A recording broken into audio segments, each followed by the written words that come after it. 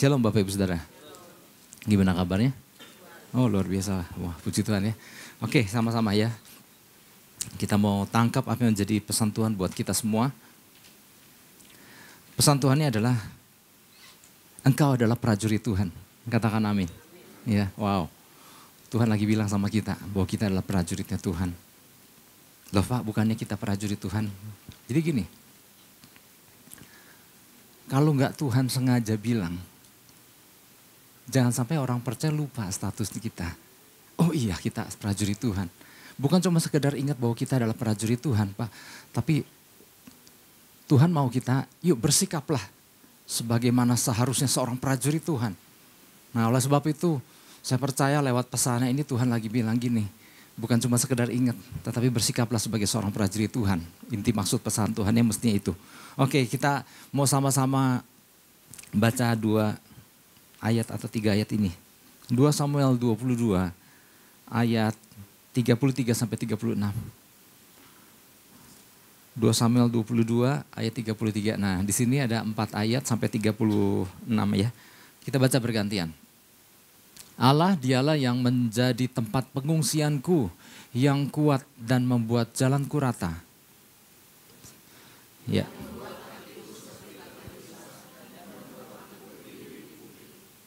Ia mengajar tanganku berperang sehingga lenganku dapat melengkungkan busur tembaga. Perisai keselamatanmu dan kebaikanmu telah membuat aku besar. Katakan amin.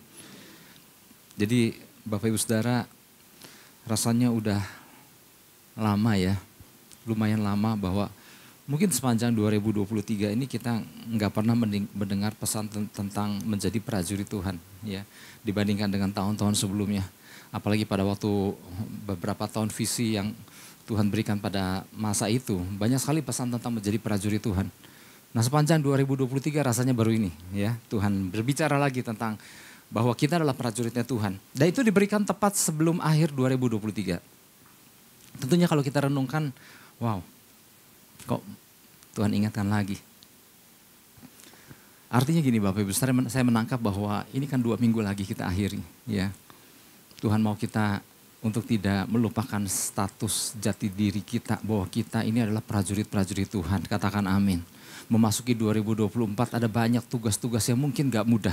Ada banyak tantangan-tantangan di hari-hari ke depan yang mungkin gak mudah. Tuhan mau ingatkan kita bahwa kamu itu prajurit Tuhan. Engkau adalah prajurit Tuhan. Artinya bukan cuma sekedar sadar status. Tetapi juga kita hidupi dalam kehidupan kita sebagaimana selayaknya kita seorang prajurit-prajurit Tuhan. Dan terlihat dari sikap yang kita hidupi. Sebagaimana seharusnya seorang prajurit. Iya. Tuhan gak bilang kita bahwa jadilah seorang prajurit Tuhan. Tuhan gak bilang begitu. Tuhan hanya bilang begini, engkau adalah prajurit Tuhan. Artinya gini, kita gak disuruh untuk jadi prajurit Tuhan karena Tuhan tahu bahwa kita seharusnya sudah menjadi prajurit Tuhan. Tuhan hanya mengingatkan engkau itu prajurit Tuhan. Jangan lupa itu. Ya. Artinya mungkin kita kalau nggak diingatkan lewat pesan ini, jangan-jangan kita lupa tentang keberadaan kita. Ya, jangan sampai. Betul, kita adalah anak-anak Tuhan, katakan amin. Kita adalah murid-murid Tuhan, katakan amin. Tapi ingat kita juga adalah prajurit Tuhan, katakan amin. Ya. Mazmur ini Bapak Ibu Saudara merupakan salah satu perjalanan pengalaman Daud bersama Tuhan. Yang ditulis Daud saat ia dikejar-kejar oleh Saul. Makanya kalau kita lihat di ayat pertama, di judul perikopnya adalah, di ayat pertama ya, bahwa itulah Mazmur ucapan syukur Daud setelah luput daripada kejaran Saul dan musuh-musuhnya yang lain. Berbagai pengejaran ini membuat Daud harus berulang kali bersembunyi dari bukit ke bukit, dari gua ke gua. Dan ini tentunya bukan kondisi yang mudah buat Daud ya, bayangkan di sekian tahun dikejar-kejar mau dibunuh. Ini bukan sesuatu yang mudah. Dia lari ke sana ke sini, bersembunyi di sana di sini dan lain-lain. Nah, apa sih maksud Tuhan? Kita udah sering dengar kan? Bukankah Daud diurapi untuk menjadi seorang raja? Dan yang diharapkan oleh Tuhan untuk menjadi seorang raja buat bangsa Israel, ada bukan raja yang lembek, raja yang terlatih, raja yang mahir berperang, Itulah sebabnya dari seorang gembala anak muda, gembala kambing domba anak muda, ya, yang nggak punya latar belakang berperang, beda dengan kakak-kakaknya Daud yang memang adalah bagian daripada ketentaraan Israel. Daud adalah seorang yang penggembala kambing domba yang jumlahnya 2-3 ekor. Nah Tuhan telah memilih Daud karena Tuhan suka sama Daud, sama pribadinya yang cari Tuhan. Maka Tuhan naksir Daud untuk memilih Daud menjadi raja bagi bangsa Israel. Tetapi Daud kan perlu diajar, Daud perlu dilatih. Itulah sebabnya ada sebuah masa, ada sebuah rentang waktu di mana Tuhan ajar Daud untuk menjadi pribadi yang pejuang sejati sebelum dia diangkat menjadi raja bagi bangsa Israel. Ya kan? Jadi ini loh yang perlu kita pahami juga, bahwa ada masa-masa kita itu diajar sama Tuhan. Dilatih untuk jadi apa? Untuk jadi pribadi yang Tuhan suka, pribadi yang Tuhan inginkan, ya. Salah satunya menjadi prajurit Tuhan, ya. Masalah yang diizinkan Tuhan untuk kita alami adalah salah satu cara Tuhan didik kita, ya. Saya sering katakan bahwa kita iring Tuhan bukan cuma sekedar iring pribadi Bapak yang luar biasa, Tuhan yang dahsyat, tapi kita juga mengiring guru yang luar biasa. Artinya di dalam setiap langkah perjalanan kita iring Tuhan, banyak hal yang diajarkan sama kita karena dia guru, katakan amin. Dia guru. Jadi setiap kondisi yang kita hadapi selalu ada sisi di mana dia lagi ajar kita. Daud ngalami itu. Daud ngajari kejaran Saul dan musuh-musuhnya yang lain. Nah, di masa-masa itu adalah masa di mana Tuhan lagi banyak ajar Daud. Makanya dia katakan kan tadi di ayat yang keberapa tuh, Tuhan mengajari tanganku berperang, ya. Di situ dikatakan ayat berapa? Ayat 33 sampai 36 di situ. Nah, dialah yang menjadi tempat pengungsianku yang kuat dan membuat jalanku rata. Terus ayat 34, yang membuat kakiku seperti kaki rusa dan membuat aku berdiri di bukit. Terus selanjutnya yang mengajar tanganku Jadi ada masa-masa Tuhan ajar Daud, ini loh caranya berperang gitu, ya. Makanya di dalam Mazmur, dia ini ditulis di Mazmur juga kan, cuman ada ini di 2 Samuel 22, tapi di Mazmur 18 juga ada. Nah, ini yang ditulis oleh Daud. Bahasa yang digunakan pada waktu Daud menceritakan bahwa tangannya lagi diajar untuk berperang, kakiku seperti kaki rusa yang menginjak di bukit-bukit batu. Nah, kita pakai bahasa Indonesia. Tetapi waktu Daud menjelaskan, waktu Daud menulisnya, dia pakai istilah-istilah militer. Karena dia sadar bahwa Tuhan lagi ajar dia untuk menjadi seorang prajurit yang gagah perkasa. Ya. Dia pakai istilah-istilah yang, wow, Daud, kau harus jadi seorang pejuang sejati. Kau harus jadi tentara Allah yang dahsyat. Engkau harus menjadi prajuritnya Tuhan, ya. Daud bersyukur ya lewat mazmurnya ini kepada Tuhan atas segala campur tangan Tuhan dalam hidupnya.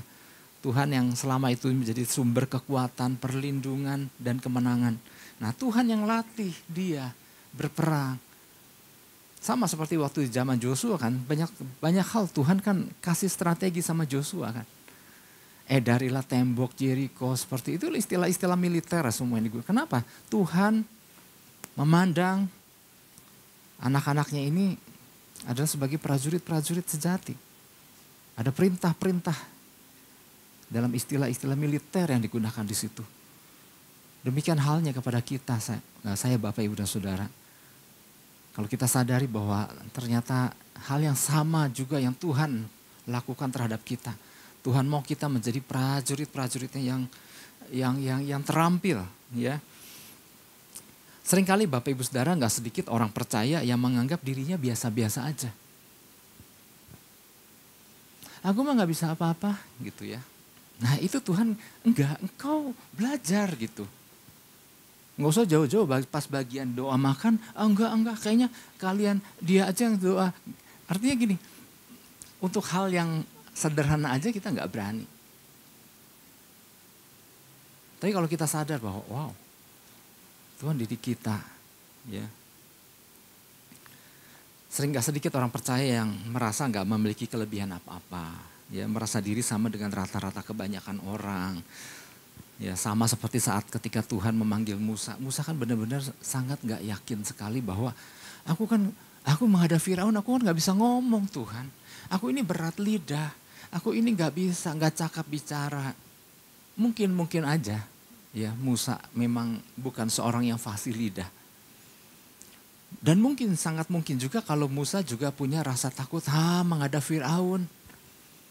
Mungkin aja. Tetapi disitulah saat dimana Tuhan bilang sama Musa, yuk taat aja, nanti engkau aku ajari. Dan akhirnya Musa kan melangkah. Ya, kalau engkau susah ngomong nanti ada Harun yang ikut bantu ngomong.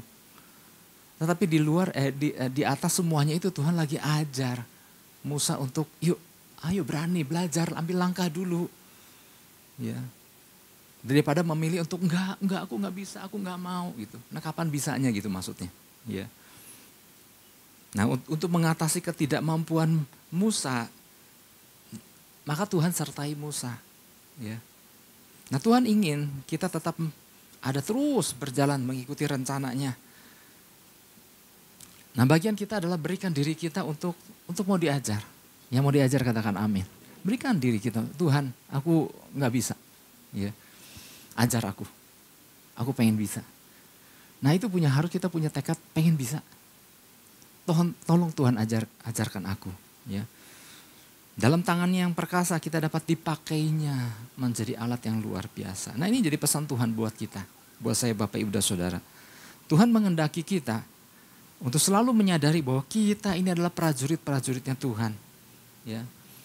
Minimal ada 3 hal yang perlu kita pahami Bapak Ibu Saudara berkaitan dengan status kita dalam hubungan perjanjian kita dengan Tuhan tuh minimal ada 3 status yang harus kita sadari. Status yang pertama adalah kita kan anak, katakan amin. Inilah anakku yang kukasih, kepadanya laku berkenan. Pada saat kita lahir baru, masuk ke dalam air dan keluar dari air, dan Bapa di surga berkata, inilah anakku yang kukasihi, kepadanya lah aku berkenan. Disitulah kita menjadi anak. Anak adalah ahli waris, orang-orang yang berhak menerima janji-janji Allah. Itulah status kita, anak loh. Ya. Kemudian ada status dalam hubungan perjanjian kita dengan Tuhan. Status kita yang kedua adalah pelayan. Steward of God. Pelayannya Tuhan. Sebagai seorang pelayan Tuhan, Tuhan ingin kita terlibat dalam pekerjaannya. Melayani Dia dengan setia. Itulah status yang harus kita sadari dalam hubungan perjanjian kita dengan Tuhan. Ada berapa? 2 ya, 3 kan mestinya. Yang ketiga adalah kita adalah prajurit. Sebagai prajurit Tuhan ingin kita menyadari siapa lawan kita dan bagaimana menghadapinya supaya kita menjalani hidup yang berkemenangan. Banyak orang percaya yang sadar bahwa dia anak, ya gak salah ya. Tetapi gak sadar kalau dia itu harus menjadi seorang pelayan Tuhan. Gak sadar bahwa dia harus menjadi seorang prajurit. Gak sedikit orang percaya sadar bahwa dia anak dan dia seorang pelayan Tuhan. Tapi untuk jadi prajurit, aku prajurit gitu. Tapi hari ini kita diingatkan lewat pesannya. Tuhan berkata, engkau itu prajurit Tuhan. Bahwa kita adalah prajurit Tuhan. Ya, melalui pesan Tuhan ini Tuhan ingin kita melihat diri kita sebagai seorang prajuritnya Tuhan. Nah, prajurit adalah orang-orang yang berperang. Rasanya kalau berbicara peperangan rohani, ternyata kalau bicara dengan berbagai banyak orang Kristen, enggak semua sadar loh. Oh, berperang? Mesti perang gitu ya. Nah, status menjadi prajurit inilah yang seringkali enggak disadari oleh banyak orang percaya. Dan makanya saya pernah sampaikan kan, enggak sedikit orang percaya membiarkan pesan Tuhan beberapa waktu yang lalu ya. Pada awal bulan ini ya. Gak sedikit orang percaya membiarkan pekerjaan iblis beraksi di depan matanya dan gak melakukan apa-apa. Kalau kita berkendara di kota, bukankah kita sering melihat sebenarnya kan banyak pekerjaan-pekerjaan kuasa kegelapan di situ. Dan kita biarin aja tanpa melakukan apa-apa. Minimal peperangan rohani, minimal hadirkan kerajaan sorga di tempat di mana kita berada. Nah, ini seringkali kan, oh iya lupa gitu ya. Di situ makanya nggak heran Tuhan kasih pesan, engkaulah prajurit Tuhan. Ya, engkaulah prajuritku gitu kalau Tuhan bicara secara langsung gitu ya. Kita adalah prajurit, maka kita dipanggil untuk berperang. Ya. Kita harus belajar berperang ya. Ada saat untuk bersikap tenang, tapi ada saat untuk bersikap menggunakan seluruh selengkap senjata Tuhan. Kalau kita enggak tahu bagaimana berperang, maka yang namanya musuh itu akan selalu berusaha untuk memperluas wilayah mereka. Makanya kan kalau kita perhatikan di dalam doa syafaat kan kita berdoa untuk wilayah Sukajadi dan ada yang harus kita perangi karena gini, kita kan enggak mau ada kekuasaan kegelapan yang terus menyebar. Nah, keberadaan kita di wilayah ini, maka kita harus ambil tindakan. Makanya kita perangi kan. Demikian pula di kota. Ketika ada terjadi sesuatu di kota, kita ambil sebagai gereja Tuhan, ambil tindakan. Nah, bagaimana dengan di wilayah kita masing-masing? Di tempat di mana kita tinggal. Adakah kita mengambil sebuah tindakan waktu kita mengamati, wow, ini pekerjaan kegelapan ini gak boleh dibiarkan, harus ambil tindakan. Ya. Nah, itulah yang disebut prajurit ya, yang ketika tahu ada kuasa gelap musuh beraksi, kita nggak tinggal diam begitu aja. Ya. Kadang nggak banyak Bapak Ibu Saudara orang percaya yang nggak menyadari tugasnya sebagai prajurit. Ya, misalnya gini, kita harus berjuang untuk menegakkan dan mempertahankan wilayah yang Tuhan tetapkan bagi kita. Seperti yang tadi saya katakan, waktu Tuhan percayakan kita untuk wilayah ini, maka bagian kita adalah hadirkan kerajaan sorga di wilayah di mana Tuhan percayakan kita. Di tempat di mana Bapak Ibu Saudara tinggal, hadirkan kerajaan sorga. Ketika terang Kristus hadir, kegelapan tidak dapat berkuasa. Ya, karena firman Tuhan berkata kan gelap sama terang gak bisa bersatu. Maka bagian kita adalah hadirkan terang Kristus. Maka kegelapan tidak berkuasa. Nah, adakah kita selama ini ambil tindakan-tindakan seperti itu di wilayah di mana kita masing-masing tinggal? Ya. Karena si musuh akan berusaha memperluas wilayahnya. Ya. Jadi pertanyaannya gini, musuh akan memperluas wilayahnya, apa kita yang memperluas wilayah kerajaan sorga? Nah, di situ waktu kita sadar itu, nah kita mulai punya mentalitas prajurit di situ. Kita nggak membiarkan ada kuasa musuh yang mencoba terus memperluas wilayah seenaknya. Terus apa lagi? Kita harus mengadakan perlawanan untuk menghadirkan Tuhan dalam segala aspek kehidupan kita, yaitu dengan cara lakukan peperangan. Kita buka Lukas 11 ayat 20. Ini belum masuk ya, ini masih pemaparan bahwa kita harus ambil sikap sebagai layaknya seorang prajurit. Lukas 11 ayat 20. Tetapi jika aku mengusir setan dengan kuasa Allah, maka sesungguhnya kerajaan Allah sudah datang kepadamu. Waktu kita orang percaya nggak melakukan peperangan, maka kerajaan Allah nggak hadir kan. Maka bagian kita adalah waktu kita tahu ada kuasa kegelapan, ada pekerjaan musuh sedang melakukan sesuatu, lakukan. Ya, jika aku mengusir setan dengan kuasa Allah, maka apa? Kerajaan Allah hadir. Terus apa lagi? Tugas sebagai seorang prajurit, kita harus berjuang untuk mempertahankan apa yang Tuhan tetapkan menjadi milik kita. Jangan biarkan musuh bolak-balik nyolong barang di depan kita gitu. Di tempat yang Tuhan percayakan kita, rumah tangga kita. Jangan biarkan ada musuh bisa masuk dan obrak-abrik terus kita diam, kita ketawa. Ya. Dan kita juga harus berjuang melawan musuh atas nama kota dan negara kita. Itulah sebabnya waktu kita melihat apa yang negara ini sedang lakukan menjelang pemilihan umum. Sebagai orang percaya gereja Tuhan, jangan tinggal diam. Ikut ambil bagian di dalamnya. Ya. Ikut topang dengan doa-doa kita. Oke, banyak hal sih sebenarnya tugas seorang prajurit. Ya. Jadi apa nih? Oleh sebab itu apa yang harus kita lakukan berkaitan dengan pesan Tuhan bagi kita agar sungguh-sungguh berfungsi sebagai prajurit Tuhan. Yang pertama gini, bangun mentalitas prajurit Tuhan dalam diri kita dengan benar. Bangun mentalitas prajurit Tuhan dalam diri kita dengan benar. Ini bangun, isi mentalitas ini. 2 Samuel 22 ayat 40. Engkau telah mengikat pinggangku dengan keperkasaan untuk berperang. Engkau tundukkan ke bawah kuasaku orang yang bangkit melawan aku. Jadi 2 Samuel 22 ini panjang ya. Dari awal Daud mengalami kewalahan akan musuh. yang mencoba melilit dia, menjerat dia seperti air yang udah masuk hidung. Sampai dia melihat bagaimana Tuhan bertindak secara luar biasa untuk membela Daud. Sampai Tuhan ajar Daud, nah Daud selanjutnya engkau berperanglah seperti ini. Benar-benar Daud itu dididik sama Tuhan. Ya.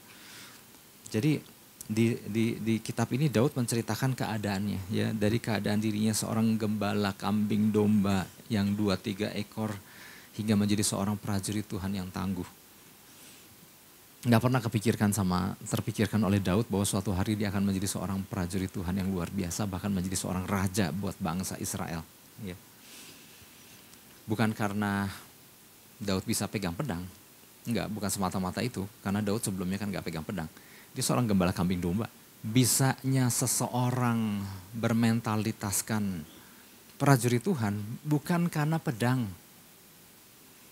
Karena terbukti Saul dan segenap bangsa Israel waktu berhadapan dengan Goliat kan mereka semua pegang pedang. Tapi semua mereka ciut nyalinya. Mereka takut, mereka terintimidasi dengan olok-oloknya Goliat. Padahal mereka prajurit loh. Padahal mereka pegang pedang. Tapi Daud yang hadir pada waktu itu di medan pertempuran, dia kan gak pegang pedang, dia kan lagi bawa makanan. Dia kan penggembala, beres penggembalaan kambing domba disuruh bapaknya antar makanan buat kakak-kakaknya. Tetapi pada Daud ada mentalitas prajurit. Jadi ternyata gini, kalau di yang poin pertama bangun mentalitas prajurit bukan kita ngambil pedang.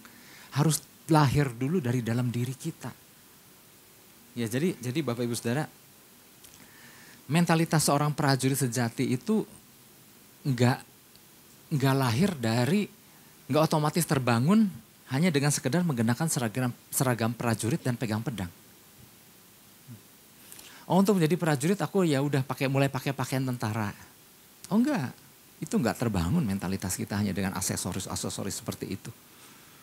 Aku akan belajar main pedang, main senjata. Oh enggak, bukan dari situ terbangunnya. Karena Daud enggak ada latar belakang pegang itu, tetapi mentalitas prajuritnya udah ada terbangun di dalam dirinya sejak dia masih seorang gembala kambing domba. Ya. Mentalitas seorang prajurit tidak terbangun hanya dengan sekedar aksesoris, tampilan luar pakai salib segede apa gitu ya. Ya nggak salah sih, silakan aja. Tetapi mentalitas prajurit itu nggak terbangun dengan aksesoris luar kok.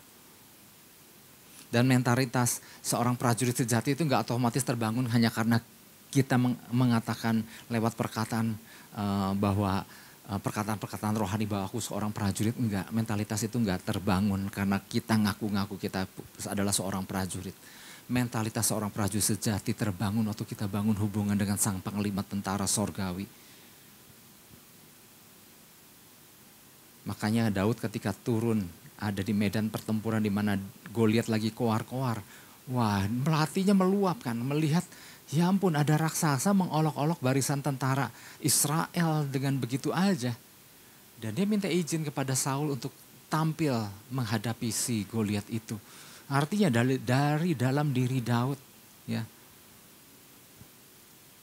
ada mentalitas seorang prajurit yang nggak mau diremehkan ketika musuh koar-koar seenaknya di depan matanya.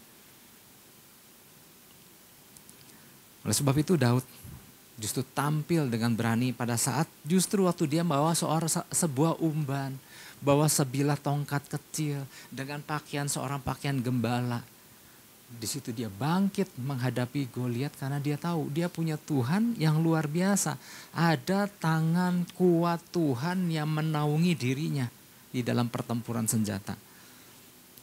Jadi mentalitas seorang prajurit itu terbangun dari apa? Hasil hubungan dengan Tuhan. Hasil apa? Hasil hubungan sama Tuhan.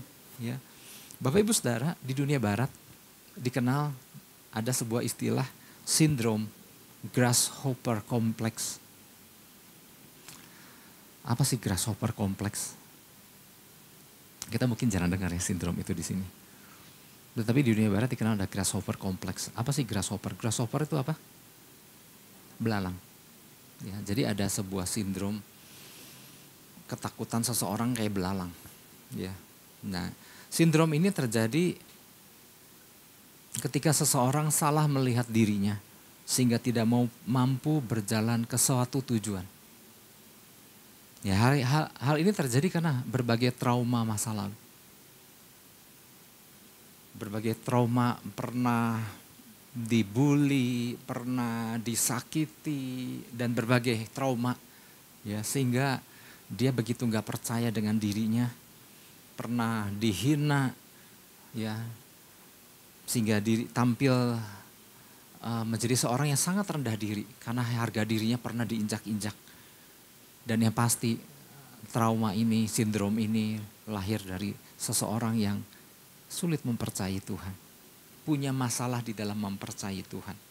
Nah, istilah grasshopper kompleks ini lahir dari 12 pengintai. Kita tahu kisahnya, 12 pengintai disuruh Musa. 12 pengintai yang terdiri 12 pemimpin suku bangsa Israel, bukan orang sembarangan. Disuruh mengintai tanah perjanjian pada saat mereka belum lama keluar dari Mesir. Hasil pengintaian 10 merasa enggak yakin bisa masuk karena ada raksasa. Ada orang-orang enak yang nanti akan makan mereka karena mereka merasa diri mereka adalah belalang. Ini yang disebut grasshopper kompleks. Mereka merasa diri mereka kecil, mereka merasa diri mereka adalah belalang. Yang mana nanti raksasa-raksasa itu akan menelan mereka. Aduh, udah jangan masuk deh, mengerikan. Dan perkataan 10 pengintai ini yang bikin takut seluruh bangsa Israel. Sehingga mereka mengurungkan niatnya untuk masuk tanah perjanjian. Berbeda dengan Joshua dan Kaleb. Dia berkata, alangkah baiknya, alangkah luar biasanya negeri yang akan kita masuki.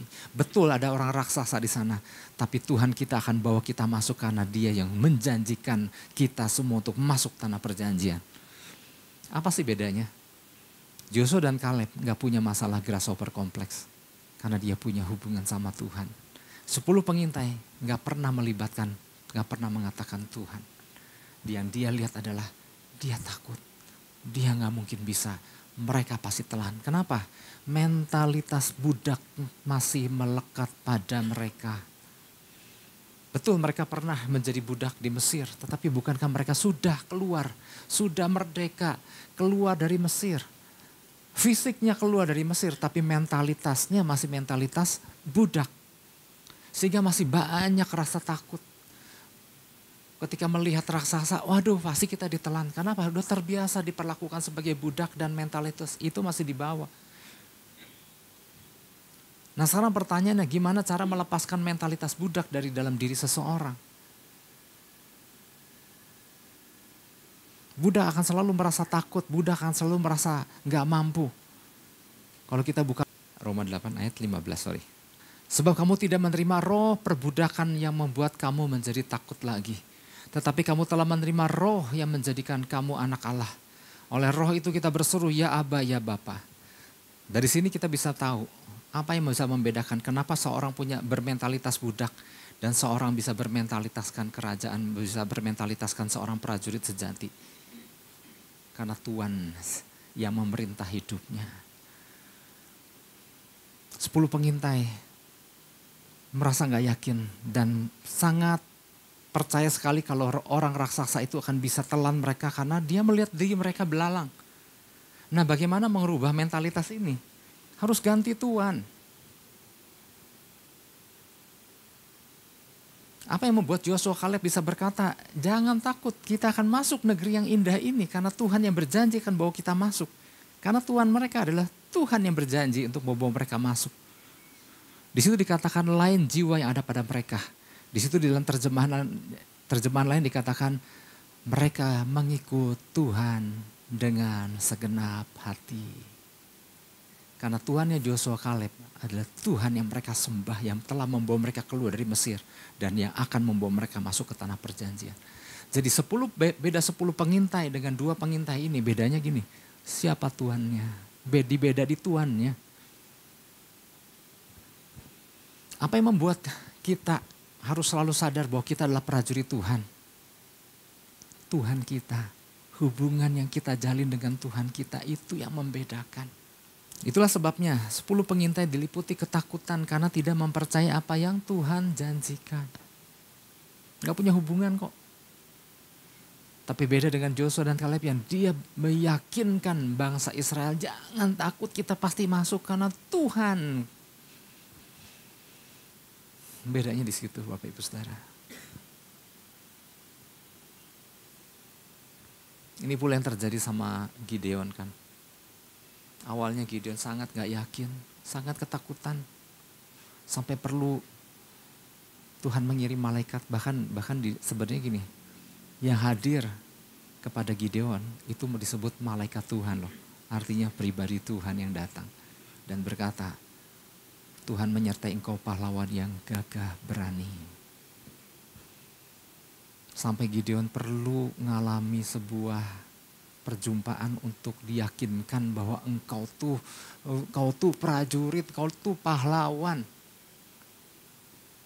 Dan dari situ Gideon menyadari bahwa oh iya, aku gak selayaknya bersembunyi ketakutan seperti orang yang gak bisa apa-apa. Waktu dia disadarkan, ini sama loh dengan pesannya ketika pesan ini dikatakan engkau itu pahlawan. Prajurit, engkau itu prajuritnya Tuhan. Sama seperti ketika Tuhan berkata sama Gideon, Tuhan menyertai engkau pahlawan yang gagah berani. Di situ Gideon seperti tersadarkan. Wow, saya di dalam pesan yang awal bulan itu, saya pernah menjelaskan bahwa perkataan engkau adalah pahlawan, Tuhan menyertai engkau pahlawan yang gagah berani. Di situ dikatakan, salah satu terjemahan mengatakan engkau adalah pria yang gagah berani dengan keberanian yang tidak kenal takut. Gideon, kamu lebih kuat dari apa yang kamu kira. Wow, betapa luar biasa ketika kita menyadari siapa diri kita di hadapan Tuhan. Nah ini mentalitas ini harus kita bangun. Ya. Maka kita bersyukur kalau Tuhan kasih pesan kita bahwa kita adalah prajuritnya Tuhan. Kita diingatkan bahwa sebetulnya gini, ada banyak hal besar yang Tuhan mau percayakan sama kita, katakan amin. Waktu Tuhan selesai berkata itu sama Gideon, Tuhan menyertai engkau pahlawan yang gagah berani. Gini, engkau usir itu Midian, engkau sendiri yang usir. Nah dari situ kita melihat bagaimana banyak tugas-tugas besar yang Tuhan percayakan sama Gideon. Ketika Gideon menyadari, oh iya ya, aku ini pahlawan yang gagah berani. Jadi saya menangkap waktu Tuhan kasih pesan ini. Artinya ada perkara-perkara luar biasa yang Tuhan mau percayakan sama saya, Bapak Ibu dan Saudara, katakan amin. Nah bagian kita adalah tangkap itu. Iya Tuhan, betul. Aku ini pahlawan yang gagah berani. Tunjukkan itu bukan hanya dari perkataan kita aja, tapi dari sikap kita. Ya. Yang jangan membiarkan ketika ada kegelapan seenaknya beraksi di depan mata kita. Yang kedua, bangun dan hadapi musuh yang mencoba merebut wilayahmu. Kalau kita sadar bahwa kita adalah prajuritnya Tuhan. Betul, yang pertama mentalitas itu harus dibangun. Tapi yang kedua, nah tunjukkan melalui sikap kita. Bangun dan hadapi musuh yang mencoba merebut wilayahmu. 2 Samuel 22 ayat 33 dan 34. Yang tadi. Allah dialah yang menjadi tempat pengungsianku yang kuat dan membuat jalanku rata. Ayat 34, yang membuat kakiku seperti kaki rusa dan membuat aku berdiri di bukit dan selanjutnya. Ya, jadi Daud menyadari bahwa apa yang dia hadapi itu adalah cara Tuhan lagi ajar dia. Daud menyadari bahwa Tuhannya bisa dengan, sebenarnya gini, Daud sadar sekali dia punya Tuhan yang dahsyat kok. Dan Tuhan yang dahsyat itu bisa halau semua musuh-musuhnya. Tapi Tuhan yang dahsyat itu nggak mau selalu yang menghalau musuh-musuhnya. Kali ini Tuhan berkata, Daud, aku ajari engkau berperang dan kali ini engkau yang berperang. Dan aku yang topang engkau. Nah seperti itulah cara Tuhan didik kita. Betul dia bisa halau masalah kita. Tapi banyak kali dia membiarkan kita untuk hadapi masalahmu tapi aku topang engkau. Aku akan ajari engkau berperang menghadapinya. Dengan cara itu, itulah cara Tuhan mendewasakan anak-anaknya. Sama mungkin waktu kita pernah mengajari anak kita berenang. Kalau itu anak digendong terus kan kapan bisa berenang? Tapi ada masanya kan kita lepasin itu anak tapi kita kasih teori dulu. Nih caranya begini. Latihan kaki dulu, latihan apa dulu, nanti ada waktu dilepaskan. Supaya apa? Supaya bisa, supaya mahir berenang. Saya ingat dulu bisa berenang itu karena kecebur. Dan dibiarkan, ya ada mama saya di situ. Tapi ya udah, yuk, ayo ke sini gitu. Mau nggak mau kan sebenarnya jaraknya dekat sih. Dan nggak dalam-dalam amat. Tetapi di situ kan dibiarkan untuk, yuk, maju ke sini, maju ke sini, maju ke sini. Dengan itu kan, mulai berenang. Karena dulu saya seorang yang susah sekali belajar berenang. Mungkin takut, mungkin pernah trauma dengan air atau mungkin apa, pokoknya lama bisa berenang itu lama. Tapi pada waktu ditegain sama orang tua, bisa di situ. Ya. Nah, cara Tuhan ajar kita adalah dengan dia mengajar kita dan membiarkan kita. Nah, kali ini Daud, engkau yang berperang, aku yang menopang. Ya. Tuhan mau kita yang berperang dan dia ada bersama kita membela kita. Ya. Nah, bagian kita adalah ambil tindakan untuk mempertahankan wilayah dari kepungan musuh yang mencoba merebutnya. Belajar, hadapi gitu. Jangan biarkan ada musuh seenaknya, terus diam aja gitu. Dibutuhkan satu tindakan besar untuk bangkit dan lawan musuh yang coba rebut wilayah yang Tuhan percayakan sama kita. Ya, kadang masih didapati orang percaya yang membiarkan musuh masuk wilayah terus diam aja gitu. Misalnya apa? Membiarkan musuh masuk obok-obok rumah tangganya dan diam. Ada hubungan-hubungan dengan pasangan yang dibiarkan dan gak berusaha untuk mau memperbaiki hubungan itu. Itu sama aja dengan membiarkan musuh lagi rusak rumah tangga kita, wilayah yang Tuhan percayakan. Definisi keluarga adalah tempat di mana Tuhan menyatakan rencananya. Tapi kemudian kita biarkan musuh merusak dan gak ambil tindakan apa-apa. Gak coba halau itu musuh dengan, wow, apa yang kurang di sini? Kepemimpinan, aku ambil alih kepemimpinan supaya rumah tanggaku gak diobrak-abrik. Kalau ada anggota keluarga yang ditawan, kita harus usahakan sedemikian rupa supaya ia bebas dari tawanan. Kan gak sedikit kan ada anak-anak atau siapapun ya anggota keluarga yang tertawan, yang diam, gak bisa melakukan apa-apa, gak ambil tindakan sesuatu apapun. Ini sama aja dengan membiarkan ada musuh lagi obrak-abrik rumah tangga dan gak ngapa-ngapain.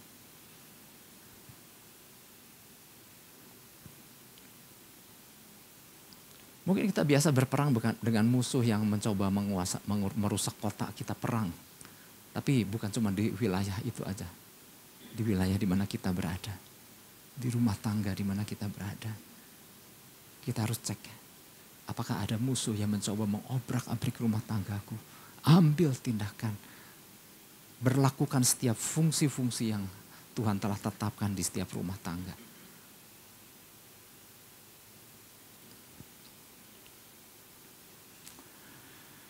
Banyak hal ya, contohnya bukan rumah tangga aja, bisa apa aja. Tetapi jangan biarkan ada musuh bisa bikin acara sendiri dan kita nggak melakukan apa-apa.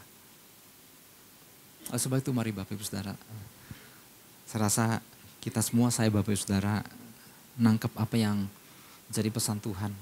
Waktu Tuhan bilang, engkau adalah prajurit Tuhan. Artinya gini, kita diingatkan. Kita boleh disadarkan kembali, oh iya aku ini prajurit Tuhan, jangan lupa. Mungkin pesan tentang prajurit Tuhan udah lama kita nggak dengar, tapi kita diingatkan kembali. Dan saya merasa hari-hari ke depan ada banyak tugas-tugas besar. Dan dibutuhkan orang-orang percaya bermentalitas kerajaan surga. Tapi bagian kita adalah tangkap itu, hidupi itu. Yang mau katakan amin, yang mau beri tepuk tangan buat Tuhan Yesus.